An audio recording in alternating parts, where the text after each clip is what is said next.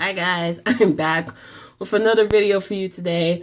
I'm actually wearing some makeup. I meant to put this video out on Friday yesterday, but my allergies were wreaking havoc and I had to run some errands regarding school and just my bills and all that. So I'm here to give you my overall final reaction review to How to Get Away with Murder, y'all. The series ended and this was probably the most perfect ending to a series that I've seen in a while, okay? Now, I was nervous, okay? Because I thought it was going to be on some Game of Thrones and Scandal-ish, okay? I'm still traumatized with the way a start ended, so I was praying to God that they were going to do Annalise Keating justice, okay? In this whole episode, I was at the edge of my seat. My anxiety was on high. I had to get a drink in the middle of it because I knew what was coming, but I didn't expect what actually they gave us. I'm like, oh, so it did end up happening, but just not the way I thought. But then this happened. So we have Annalise's trial. We have Jorge Castillo take the stand, and basically you got the FBI trying to coerce Nate into testifying against her, and he ended up actually doing it her defense.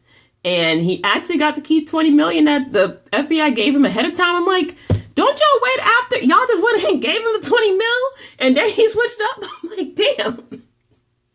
I'm like, okay.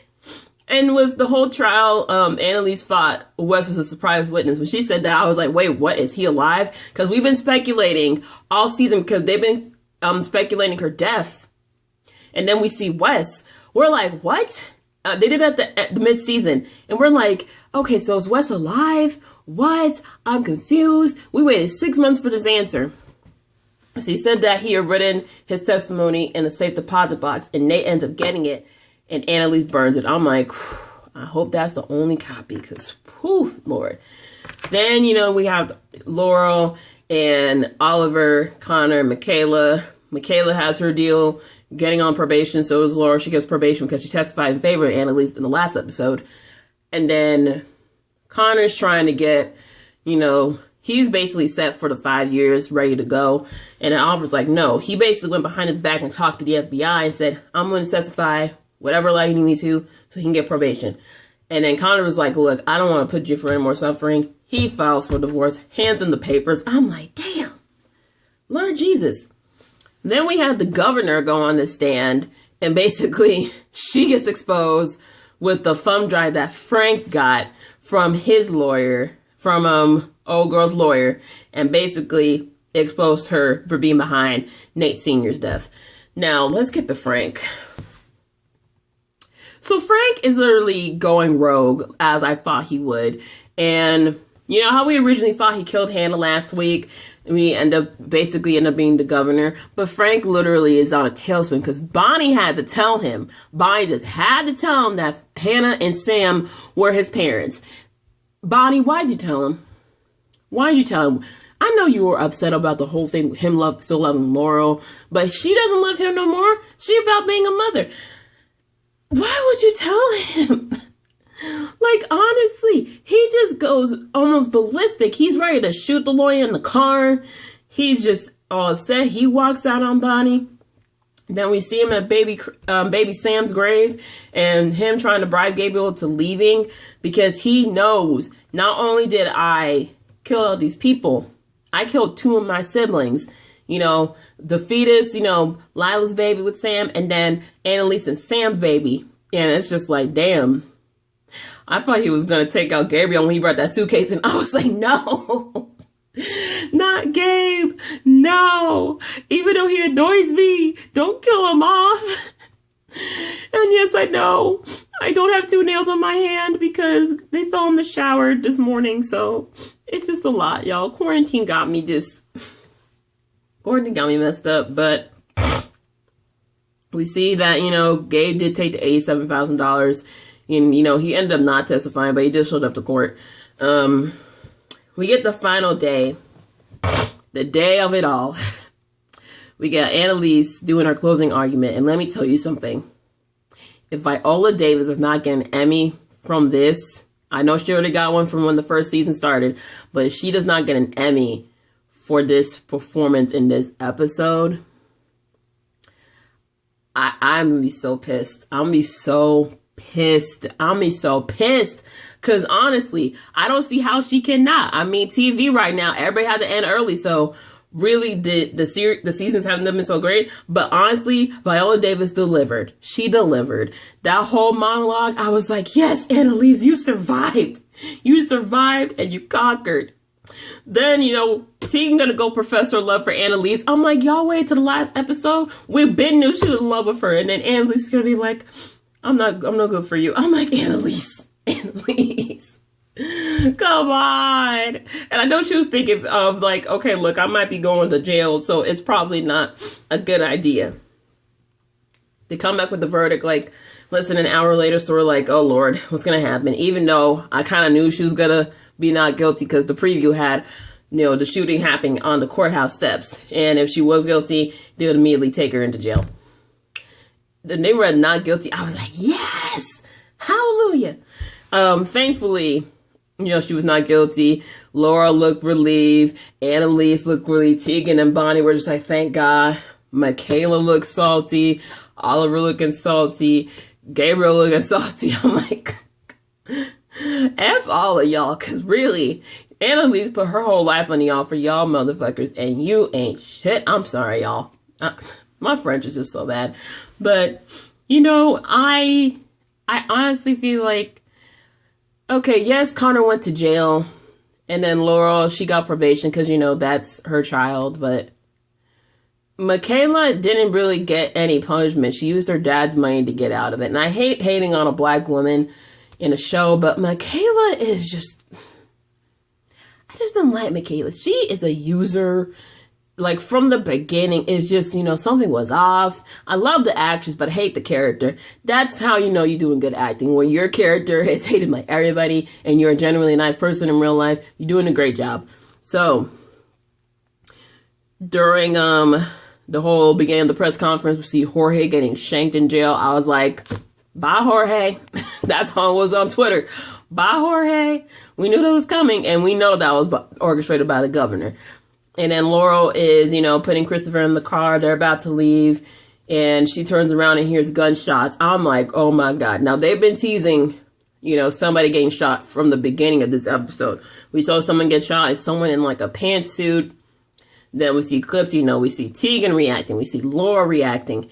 We're like, who is getting shot? And then we get to, we flash forward to the funeral of Annalise, and we see Wes. And then we flash back to the courthouse.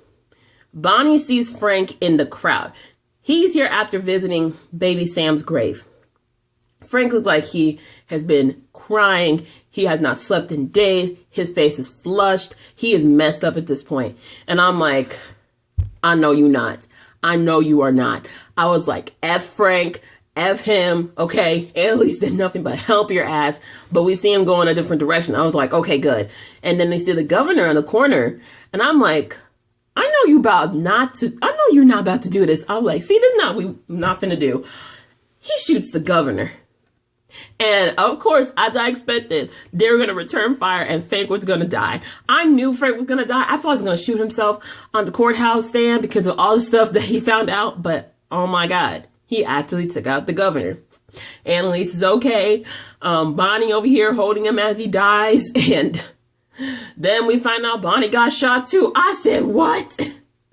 That was the one shocker for me. That was one of the two shockers of this episode for me. Bonnie getting shot. I knew Frank was going to die, but I was not ready for Bonnie to die. I was like, damn, Bonnie too? And then we flash back to the funeral. It's actually Annalise's funeral in the future because Eve is speaking on it, and Eve is old. And then we see Laurel, and then we realize it's Laurel and grown Christopher. A lot of y'all thought it was actually Wes to the very end. I was like, y'all know this the future, right? This is baby Christopher. But yeah, we see Bonnie. It flashes between that and the courthouse.